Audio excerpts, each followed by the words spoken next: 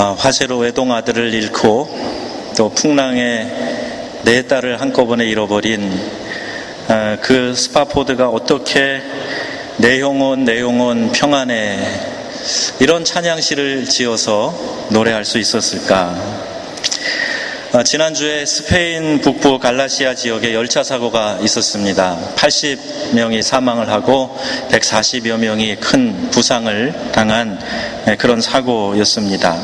산티아고 데 콤보스텔라라는 그 지역에 해마다 약 600만 명의 순례객들이 몰려드는 그 유명한 성지로 유명한 곳인데, 그 예수님의 12제자 중 한 명인 그 야고보의 무덤이 있는 곳이라 우리 한국 사람들도 많이 찾아가는 그런 성지 가운데 하나라고 합니다. 세계 각지에서 많은 순례자들이 이 야고보가 복음을 전파하기 위해서 걸었던 1000년 이상이 된 그 순례의 길, 카미노 데 산티아고, 산티아고의 길을 횡단을 합니다. 이날은 특별히 예수의 12사도 가운데 하나인 야고보를 기리는 축제가 시작되는 전날이었기 때문에 그 많은 순례객들이 이 열차에 타고 있었던 것으로 그렇게 알려져 있습니다. 몇 주 전에 저희 교회에 한국철도 그 코레일 소장님이 오셔서 예배드리고 끝나고 같이 좀 대화를 나누었는데, 이 비행기나 배보다 기차가 훨씬 안전하다는 거예요. 그래서 기차는 이 사고를 이렇게 비껴갈 수 있는 안전장치가 몇 가지씩 되어 있기 때문에 이런 큰 사고 잘 안 납니다. 그게 이제 파리 근교에서 6명 죽었던 열차 이탈 사고 직후에 하신 얘기인데, 이번에 이렇게 큰 사고가 스페인 북부에서 나게 되었습니다. 인생을 항해에 비유하기도 합니다. 불가에서는 인생 고해, 쓴 바다, 이렇게 이야기를 하고 있습니다. 기독교에서도 인생을 순례의 길이라고 그렇게 묘사하기도 합니다. 존 버년이 쓴 철로역정을 보면 이 천국을 향해 나아가는 순례자의 길을 잘 설명해주고 있습니다. 그 순례의 길에는 수많은 도전들이 있습니다. 위험한 풍랑이 있습니다. 또 대적들의 공격이 있습니다. 실패와 좌절, 그리고 사고와 질병이 이 순례의 길에 찾아오고 있는 것입니다. 그래서 어느 누구도 인생을 만만하게 생각할 수 없습니다. 동남아시아의 땡기열, 아프리카의 이 말라리아는 모두 모기 같은 작은 곤충이 옮기는 것입니다. 그래서 모기장을 치고 또 약을 뿌리고 벌레 퇴치하는 어플을 받아서 스마트폰에 켜놓고 그러고 자도 물릴 사람은 다 물립니다. 병 걸릴 사람은 걸리는 거예요. 오늘 아침에 GT에 있는 말씀을 묵상했는데, 부모들은 자식을 세우고 지키는 일에 전 인생을 보낸다, 자, 이런 표현이 있더라고요. 그런데 그 소중한 아이들 해병대 캠프에 보냈다가 졸지에 잃어버린 그 부모의 마음은 어떨까? 그 억장이 무너지는 그 부모의 심정, 우리가 과연 상상이나 할 수 있는 것일까? 누구도 장담할 수 없습니다. 불안의 요소, 사고와 위험, 원치 않아도 찾아오는 질병과 같은 이 어려운 문제들은 우리 주변에 늘 도사리고 있는 것입니다. 이것이 인생입니다. 우리 불어에 흔히 쓰는 셀라비, 이게 인생이에요. 어려운 문제들은 우리 주변에 항상 있고 반갑지 않지만 찾아옵니다. 시편 127편 말씀에 여호와께서 집을 세우지 아니하시면 세우는 자의 수고가 헛되며 여호와께서 성을 지키지 아니하시면 파수꾼의 깨어 있음이 헛되도다 그랬어요. 우리는 내가 우리의 인생을 잘 경영하면, 성실하게 살고 책임있게 살고 열심히 살면 우리 인생에 아무 문제 없을 거라고 장담하지만, 성경은 그렇다고 이야기하지 않습니다. 여호와께서 지키시지 아니하시면 집을 세우고 성을 지키고 하는 그 모든 것들이 다 헛되다, 이렇게 말씀하고 있는 거예요. 특별한 사고가 아니어도요, 우리가 20대 초반 이 젊음의 정점을 찍은 이후에는 계속해서 늙어가는 거예요. 20대, 나는 아직 20대 후반인데, 29인데, 아니요, 그래도 20대 초반 지냈으면 그냥 계속 우린 늙어가는 겁니다. 그래서 저는 이것을 자연 수명에 의한 사망 선고라고 이렇게 이름을 붙여봤습니다. 인생은 누구나 다 사형 선고 받고 살아가는 거예요. 태어나서 조금 성장하다가 이제 성장의 정점을 이루면 그 다음부터는 계속 마지막을 향해서 계속 걸어가고 있는 겁니다. 그래서 성경은 우리에게 분명하게 말씀하는 것이 있지요. 한 번 죽는 것은 사람에게 정하신 것이요, 그 후에는 심판이 있으리니. 어디 가도 듣기 어려운 이야기, 또 말하기 거북하고 듣기도 부담스러운 인생의 마지막 종점에 대한 이야기. 그런데 이것이 바로 우리 기독교의 복음을 설명해주는 가장 중요한 단초이다 하는 것을 부인할 수가 없습니다. 이 세상은요, 잠시 있다가 지나가는 과정이에요. 내가 무엇을 좀 의지되고 싶어도 그러나 그것은 순간에 지나가 버리고 맙니다. 우리의 인생이 얼마나 빠른가, 시편 기자는 마치 시위를 떠난 화살처럼, 화살이 활을 떠나서 날아가는 그 속도처럼 우리의 인생이 빠르게 지나간다, 이렇게 이야기하고 있습니다. 우리의 인생은 단지 예수 그리스도를 만날 수 있는 그 기회를 주시는 기간이에요.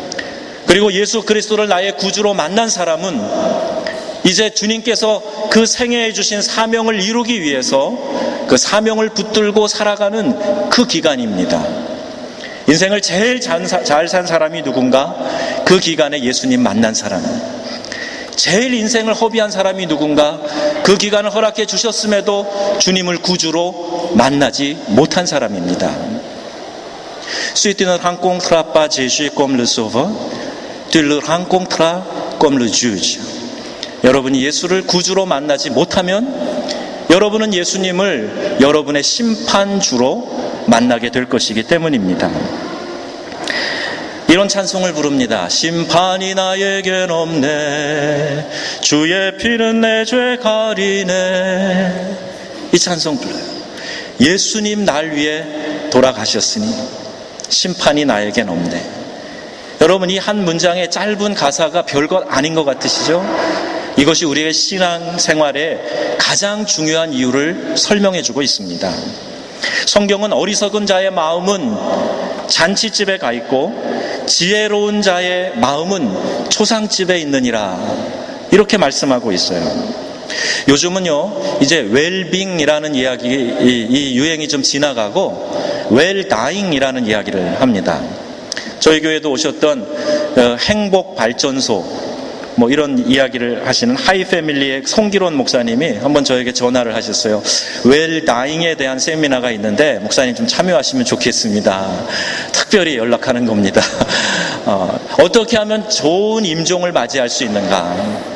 어떻게 하면 은혜롭고 아름답고 멋진 인생의 마무리를 할 수 있는가? 이제 이것이 사회의 중요한 화두로 등장하고 있다는 거예요. 행복에 대해서 정말 민감하게 가정의 행복을 추구하고 그걸 가리키는 그 목사님이 이 세미나를 주관하고 계셨습니다. 우리의 인생은 행복을 추구하고 있어요. 누구나 다 행복하기를 원합니다. 사람은 누구나 다 행복한 삶을 살기를 원합니다. 우리의 삶의 진정한 행복은 어디에 있는 것입니까? 에리 프롬이 소유냐 존재냐라는 그 제목을 우리에게 던지면서 중요한 주제를 이야기하고 있죠. 존재 자체로 인한 기쁨과 보람, 만족보다는 소유를 통해서 내 삶의 가치를 더 인정받으려는 욕망이 오늘 우리 현대인들에게 얼마나 강한가, 이걸 지적해주고 있습니다. 더 큰 차를 사면 좀 더 이렇게 의지되고 행복할 것 같은 생각하는 거죠. 더 큰 집에 살면, 좀 더 좋은 지역에 살면 좀 행복할 거라고 그렇게 생각하죠. 온통 관심이 소유에 집중되어 있습니다. 한국의 아파트촌에 사는 아이들을 보면요, 너 몇 평에 살아? 그 평수를 서로 얘기하고 그 조그만 아이들이 평수대로 어울려 논다는 얘기를 들었어요. 참 가슴 아픈 일이 아닐 수 없습니다. 온통 부모가 하는 얘기가 뭘 가졌느냐에 따라서 그 사람을 평가하니까 아이들도 그게 그렇게 인생에 중요한 거라고 생각하고 살아가고 있는 겁니다. 이웃을 섬기고 나누는 기독교의 진정성을 잃어버리고 더 많이 가진 자가 더 많은 축복을 가진 자라고 그렇게 이상한 공식을 만들어 놓고 가리키는 잘못된 가르침들이 얼마나 많이 있는지 모릅니다. 하나님이 주시는 복, 너무나 귀한 가치, 성경에는 이 복에 대한 얘기가 가득합니다. 그런데 하나님이 주시는 이 복을 수준 낮은 번영신앙으로 옷을 입혀가지고 우리에게 그것을 가르치는 교훈들이 많이 있습니다. 마태복음 5장에는요 예수님의 설교가 나옵니다. 여러분, 예수님 어떻게 설교하셨을까 궁금하시죠? 여기 성경에 많이 나와요. 근데 마태복음 5장 산에 올라가서 그 모여있는 수많은 무리들에게 예수님이 설교하시는 게 나오는데 특별히 복을 주제로 해서 설교하고 계십니다. 자, 예수님의 복 설교 뭐라고 하고 계시는가 여러분 한번 들어보세요. 이렇게 설교를 하셨습니다. 심령이 가난한 자는 복이 있나니 천국이 저희의 것이며. 이렇게 설교를 시작하시는 거예요. 심령이 가난한 사람은 복이 있다. 여러분, 우리는 심령이 가난한 사람들입니까?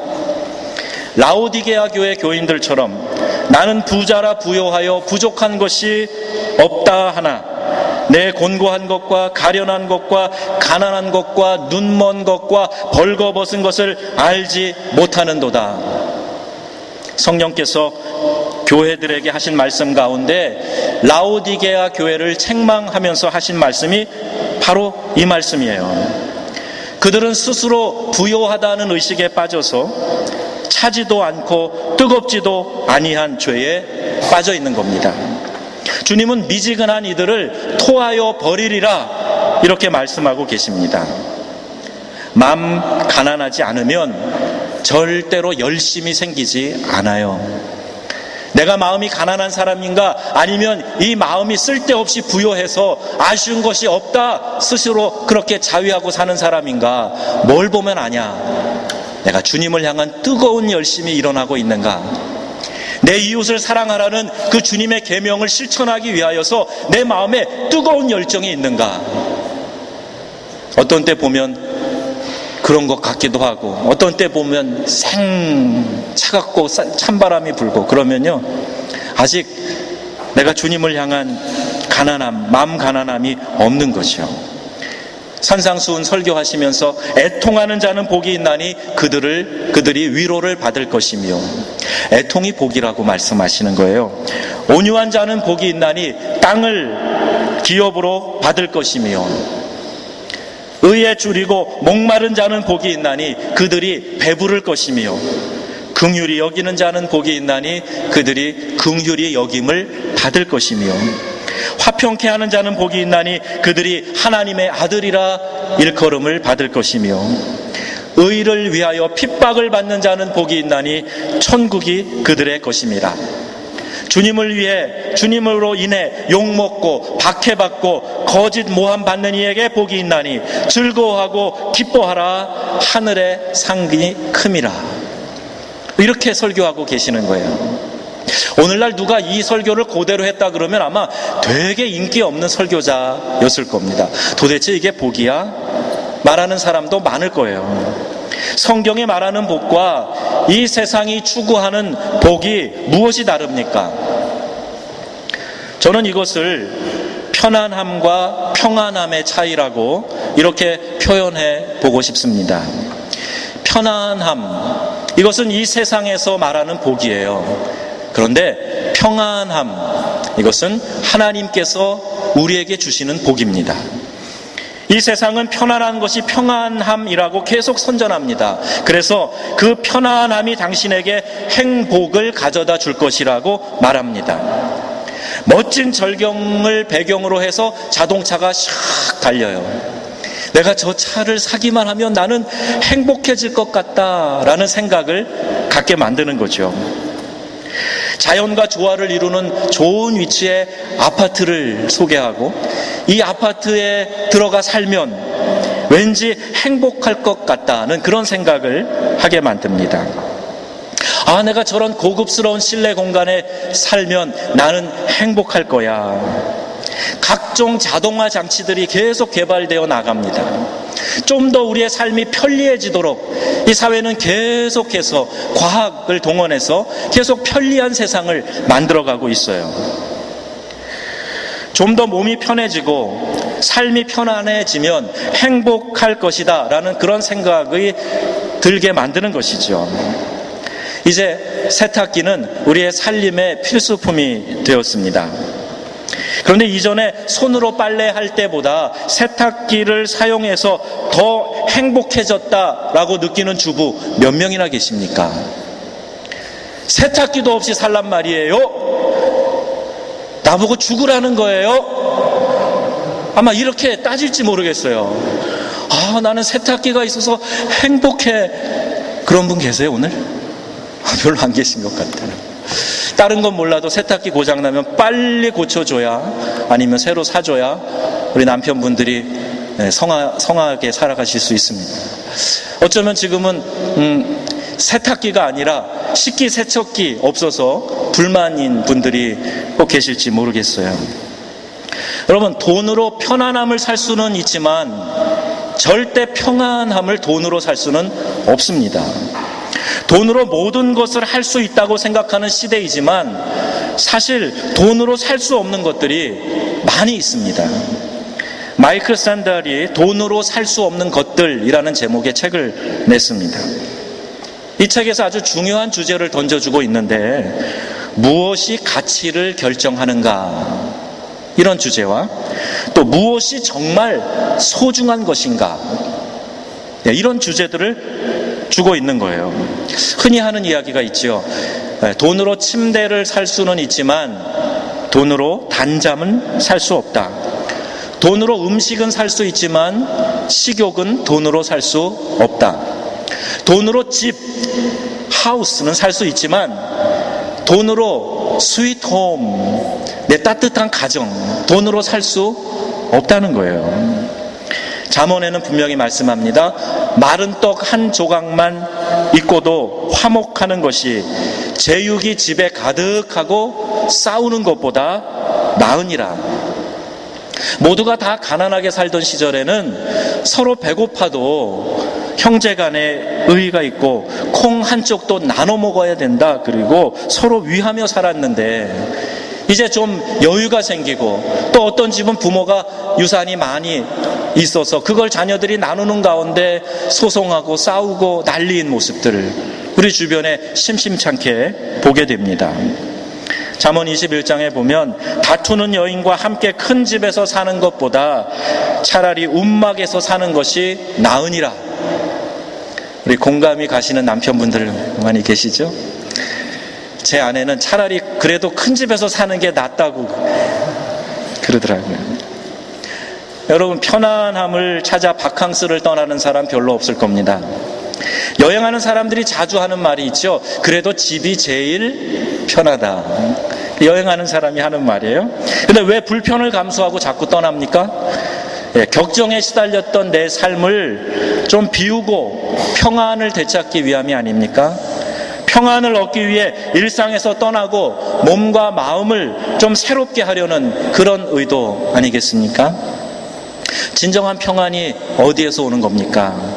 스파포드처럼 졸지에 배가 파손돼서 사랑하는 내 딸을 다 잃고 그 바다 위를 다시 배를 타고 지나갈 때 여러분, 그 마음 가운데 복받쳐 올라오는 그 자책과 슬픔과 비애, 그것을 깊이 뼈저리게 느끼는 그 상황 가운데에서도 내 영혼 평안해, 이런 찬송시를 지을 수 있는 그 힘이 도대체 어디에서 나오는 겁니까? 분명 어떤 상황을 의지하고 있는 것은 아닙니다. 내가 아무 문제가 없어서 정말 이런 바람 한 점 없이 평온한 그런 망망대해 있는 것 같은 그런 느낌이 아닐지라도 나의 삶을 붙들고 계시고 내 평안의 근원이 되시는 주님이 나를 위로하시기 때문에 내 영혼 평안해, 이렇게 노래할 수 있었다고 저는 그렇게 믿습니다. 내 인생에 어떤 큰 일이 난 것은 아니지만 일상에 수없이 찾아오는 평안을 깨는 일들이 얼마나 많이 있습니까? 친구의 사소한 말 한마디가 내 마음에 와서 자꾸 걸리는 거예요. 그래서 평안이 깨집니다. 가족과 형제들을 통해 받지 못한 사랑에 마음이 상하는 일들이 얼마나 많이 일어나고 있습니까? 일이 잘 풀리지 않고 삶의 무게는 계속해서 깊게만 느껴지는 상황에서 나는 어떻게 평안을 유지할 수 있단 말입니까? 가랑비에 옷 젖듯이 권투 선수가 가볍게 맞은 그 잽에 눈이 퉁퉁 붓듯이 수없이 찾아오는 그 작은 일들을, 그것이 모이고 모여서 내 삶이 완전히 지쳐버리고 만신창이가 돼버린 그런 상황에서 내가 어떻게 평안함을 찾을 수 있단 말입니까? 주님은 말씀하십니다. 평안을 너희에게 끼치노니 곧 나의 평안을 너희에게 주노라. 내가 너희에게 주는 것은 이 세상이 주는 것과 같지 아니하리라. 너희는 마음에 근심하지도 말고 두려워하지도 말라.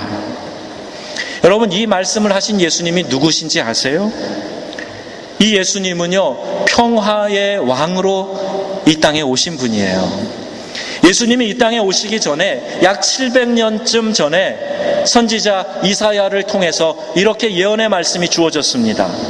이는 한 아기가 우리에게 낳고 한 아들을 우리에게 주신 바 되었는데 그의 어깨에는 정사를 메었고 그의 이름은 기묘자라 모사라 전능하신 하나님이라 영존하시는 아버지라 평강의 왕이라 할 것임이라. 평강의 왕으로 주님은 이 땅에 오신 거예요. 그 정사와 평강의 더함이 무궁하다고 이사야서는 예언의 말씀을 전해주고 있습니다. 그가 인류의 죄를 지고 십자가에 달려 죽으신 것은 하나님과 인간 사이에 막혀있는 그 담을 허시고 화평을 이루어 주기 위해서 이 땅에 오신 거예요. 예수님이 이 땅에 오신 목적 자체가 평강의 왕으로 오셔서 하나님과 죄인 사이를 화평케 해주신 분이다 하는 거예요. 우리가 그분을 우리의 구주로 믿고 있습니다. 그래서 에베소서에는 말씀합니다. 그가 우리의 화평이신지라 둘로 하나를 만드사 원수된 것 곧 중간에 막힌 담을 자기 육체로 허시고, 막힌 담을 우리 주님께서 헐어주셨어요. 자신의 육체를 찢으셔서 하나님과 우리 사이에 담을 허시고 화목하게 만들어주신 분이 바로 우리 구주 예수님이시란 말입니다. 평화 평화로다 하늘 위에서 내려오네 그 사랑의 물결이 영원토록 내 영혼을 덮으소서. 이 평화는 하늘 위에서 내려오는 거예요. 이 세상이 주는 것이 아닙니다. 평화는 협상으로 주어지는 것이 아닙니다. 평화는 조건이나 계약으로 이루어지는 것이 아닙니다. 평화는 하나님이 주시는 줄로 믿습니다. 평화는 하나님이 주시는 거예요. 곧 나의 평안을 너희에게 주노라. 그리고 이 평화는 세상이 주는 것과 같이 아니하다. 하나님은 평화이시기 때문에 그를 따르는 자녀들도 당연히 평화를 누릴 권리가 있는 겁니다. 그래서 주님께서는 화평케 하는 자는 복이 있나니 그가 하나님의 자녀라 일컬음을 받을 것이라 이렇게 말씀하셨어요. 저는 지난 주일 이 평화를 경험을 했습니다. 말씀을 묵상하는 가운데 평안이 내 안에 가득했어요. 모든 걱정과 염려가 순간 사라져 버렸어요. 그리고 내 안에 담대함과 평안함이 찾아왔습니다. 어떤 힘이 나를 사로잡는 그 강력한 것을 느끼게 되었습니다. 하나님께서 내 안에 평안을 주신 거지요. 그리고 하나도 두렵지 않고 그 어떤 상황에도 마음이 흔들릴 것 같지 않은 그런 담대함이 제 안에 느껴지게 되었습니다. 저는 이 경험이 제게 반복되고 또 지속되기를 원합니다. 여러분 안에도 이 주님께서 주시는 평화, 그 평안으로 누릴 수 있는 모든 만족감이 넘쳐나시기를 주의 이름으로 축복합니다. 하나님이 평화의 근원이세요. 하나님이 평화를 우리 영혼에 부어주실 때 이 세상의 모든 환난과 근심, 아픔과 고통, 그것을 넘어서는 안정감을 누리게 되는 것입니다. 우리는 이런 장치만 만들면 편안해질 거다, 평안해질 거다 생각합니다. 그렇지 않습니다. 우리는 이런 계약만 체결하면, 이런 협상만 맺어지면 평안이 찾아올 거다 생각하지만 그렇지 않습니다. 하나님이 부어주시는 평안이 없으면 절대 만족 없어요. 절대 평안 없습니다. 이것을 너희에게 이르는 것은 너희로 내 안에서 평안을 누리게 하려 함이라. 세상에서는 너희가 환난을 당하나 담대하라. 내가 세상을 이기었노라. 그러므로 하나님의 자녀는 근심하지도 말고 두려워하지도 말 것입니다.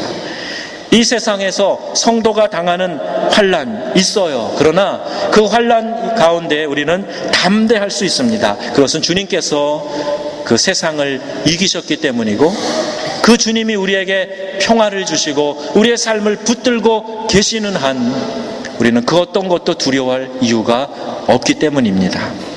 주여 나에게 평화를 주시옵소서. 주여 우리의 가정에, 우리의 자녀들의 심령 가운데, 우리 교회 위에, 우리 민족 위에, 우리의 삶의 터전 가운데 평화를 주시옵소서. 지난 2주 설교를 통해서 이 바캉스 기간에 우리가 어떻게 보내야 될까 같이 말씀 나눴어요. 첫째, 우리 말씀 깊이 묵상하자고 했습니다. 그리고 예수님의 십자가를 체험하고 예수님의 희생의 십자가 깊이 묵상하자고 말씀드렸습니다. 깊은 말씀의 묵상을 통해서 또 예수님의 십자가를 경험하는 그 일을 통해서 이 두 가지 일에 열심을 내면 우리는 하나님이 우리에게 주시는 평화를 경험하며 참된 쉼을 얻게 될 것입니다.